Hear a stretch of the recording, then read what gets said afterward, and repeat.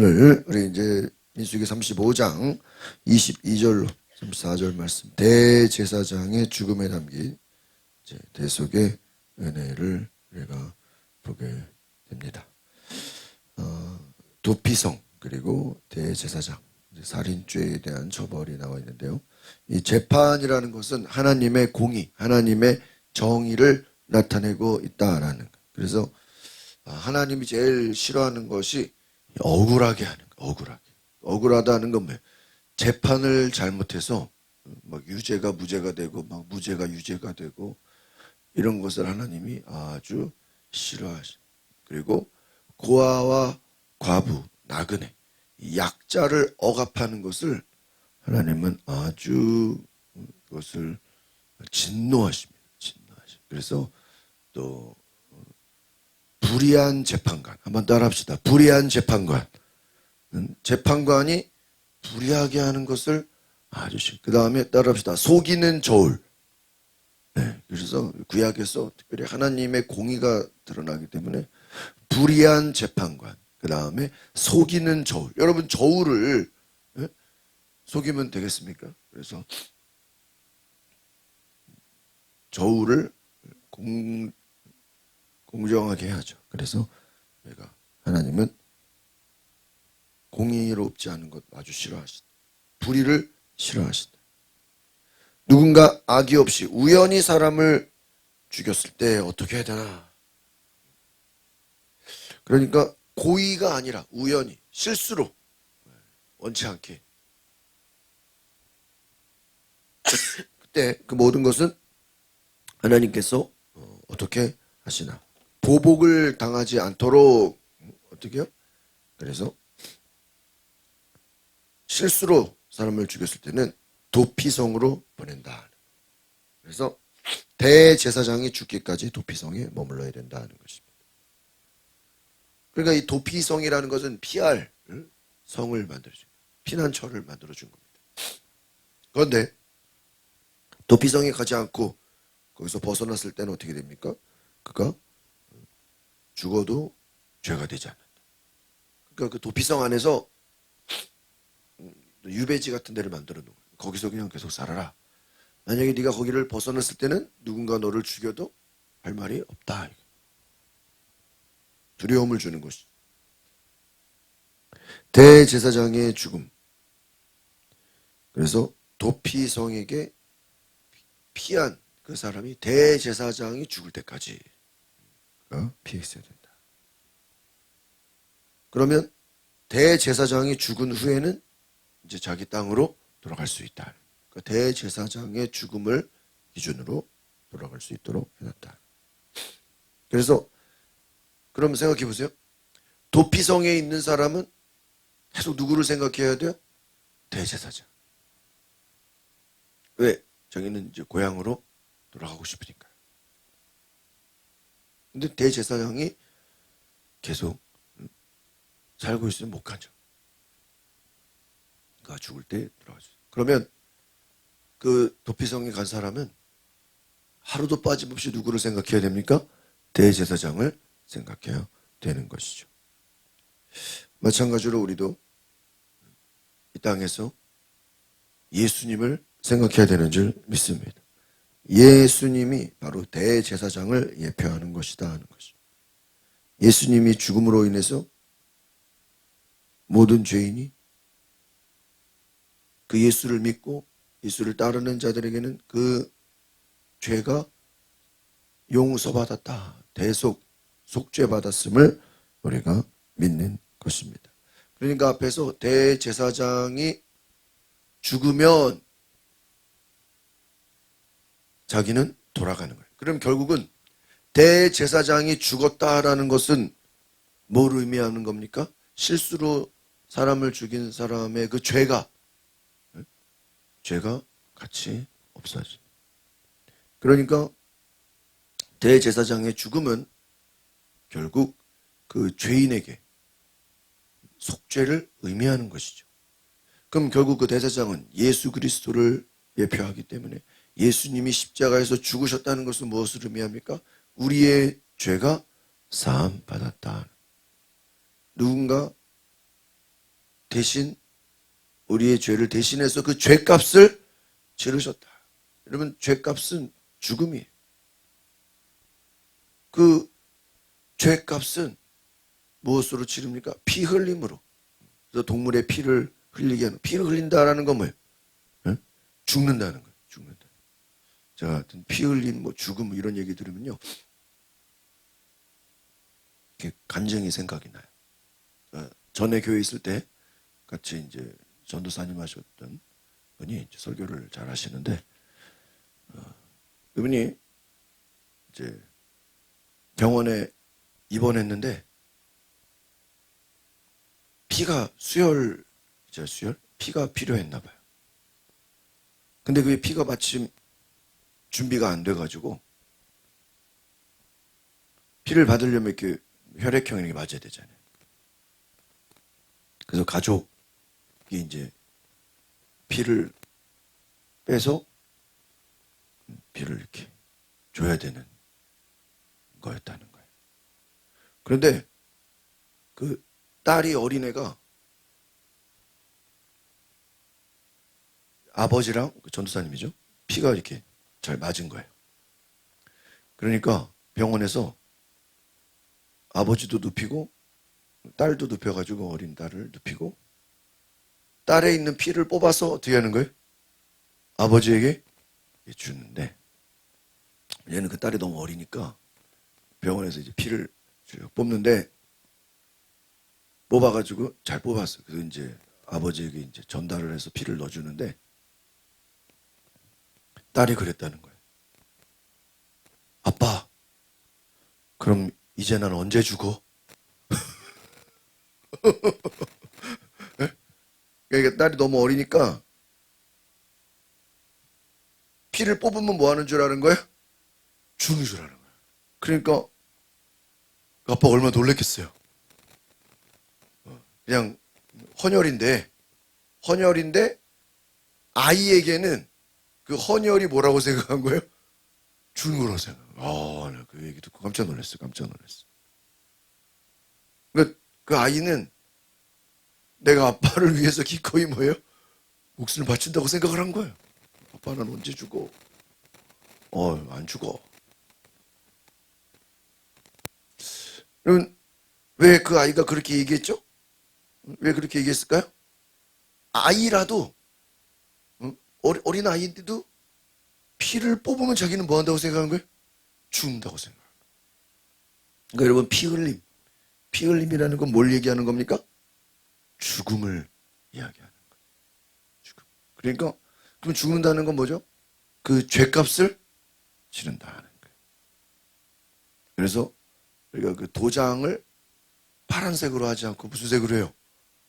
왜 도장을 하도 많은 색깔, 왜 파란색이나 녹색이나 뭐 보라색이나 아니면 검은색이나 그런 걸로 하죠. 왜 빨간색으로 하냐? 빨간색 뭐를 상징하는 거예요? 피를 상징. 예전에 이스라엘은 피를 흘리게 했다. 계약서를 쓰거나 약속을 할 때 피를 흘리게 해서 그 계약을 확정하게 했다는 것이죠.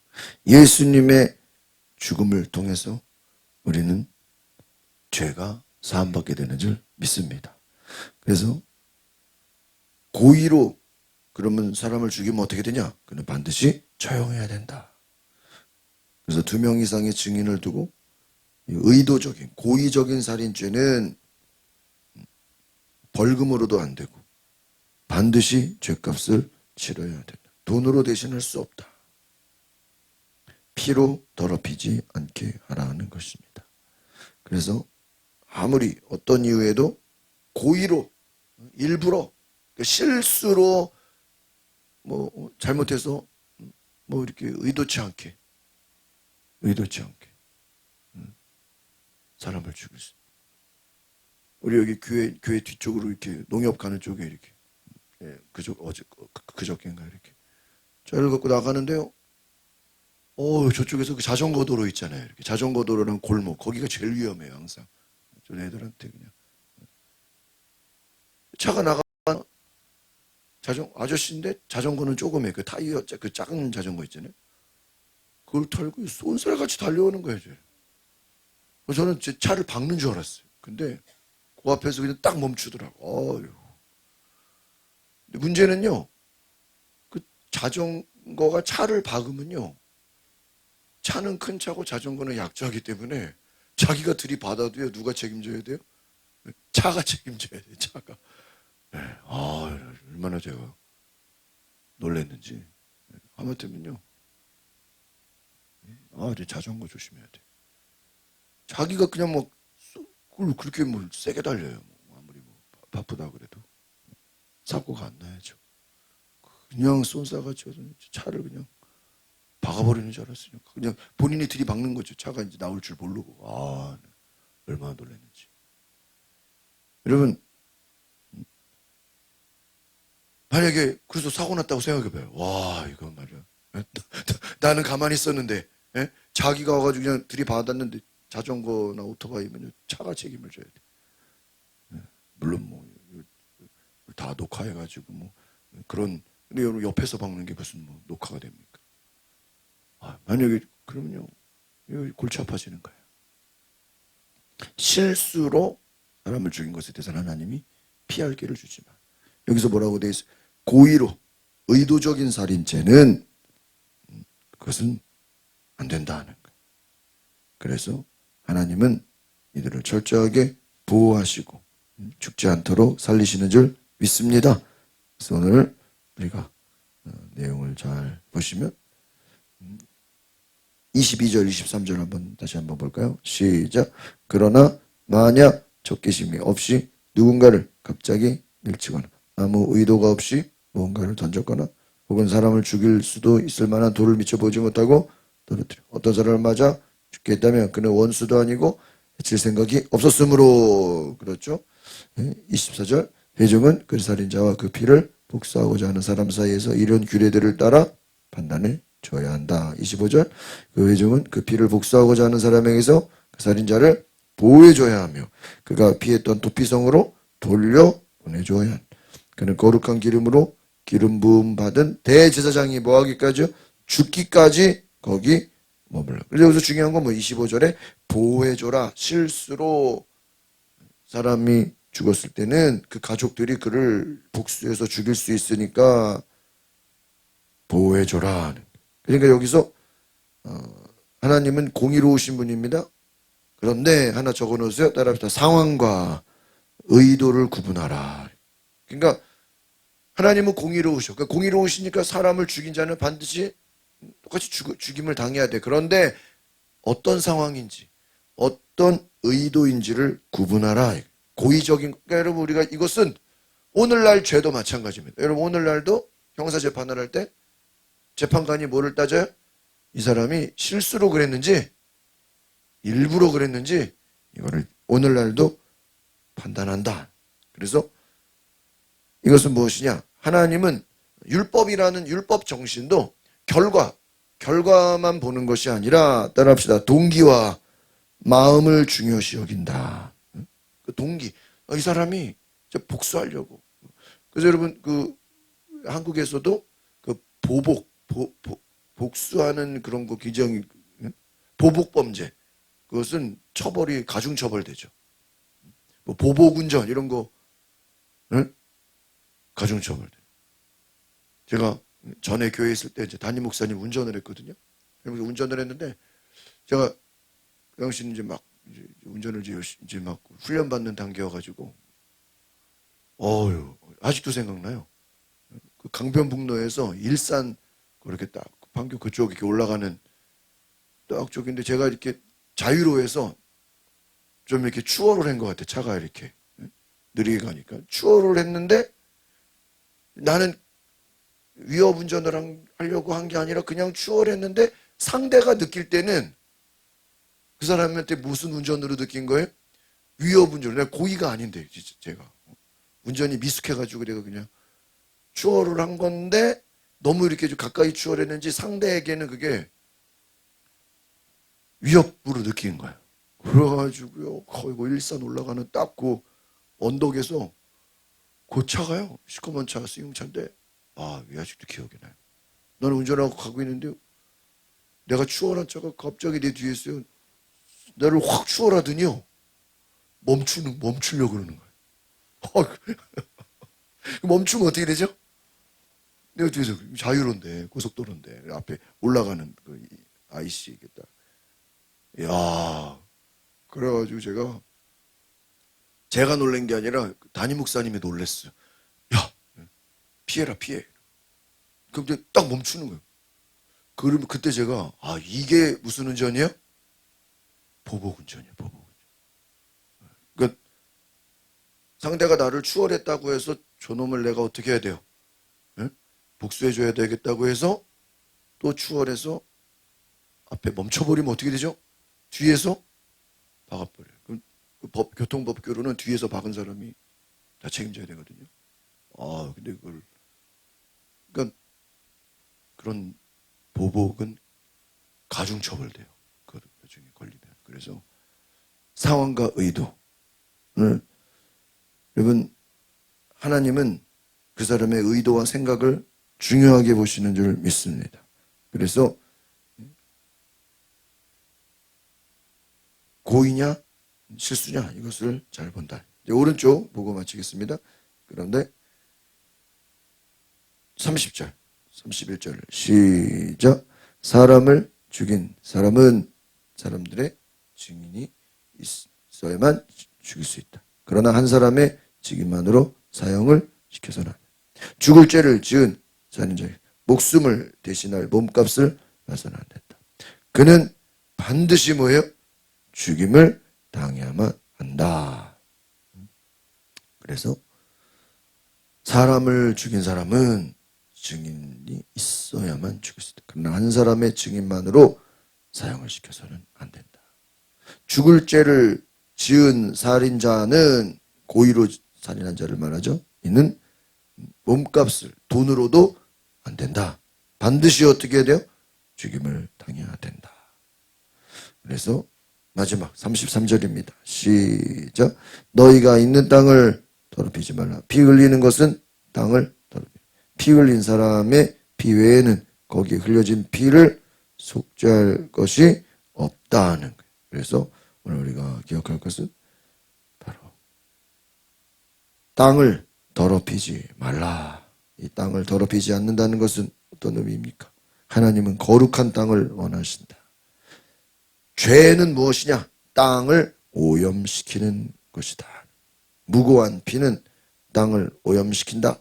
하나님은 그것을 반드시 죄를 묻겠다라는 것입니다. 그래서 오늘 하나님은 이스라엘 백성 중에 거하시는데 거룩한 하나님이 그 땅을 거룩하게 하신다. 그래서 기준을 준다는 거죠. 생명을 함부로 해하지 말라. 실수로 또 사람을 해했을 때는 도피성에 숨어 있어라. 오늘 하나님의 이 공의와 이 은혜를 깨달으시기를 바랍니다. 기도합니다. 하나님 감사합니다. 하나님은 우리를 거룩하게 하시고 공동체를 보호하시고 실수한 사람에 대해서는 철저하게 또 보호해 주시고 또 고의로 잘못을 저지른 사람은 반드시 그들을 심판하시는 공의로우신 하나님, 은혜로우신 하나님, 정의로우신 하나님께서 은혜를 주시고 성령을 부어주시고 하나님께서 복을 내려 주옵소서. 예수 그리스도 이름으로 기도합나이다. 아멘. 우리 시간에 기도하실 때 하나님의 공의와 하나님의 사랑과 은혜가 이 땅을 다스려 주옵소서. 우리 다 같이 주여 부르고 동성으로 기도하겠습니다.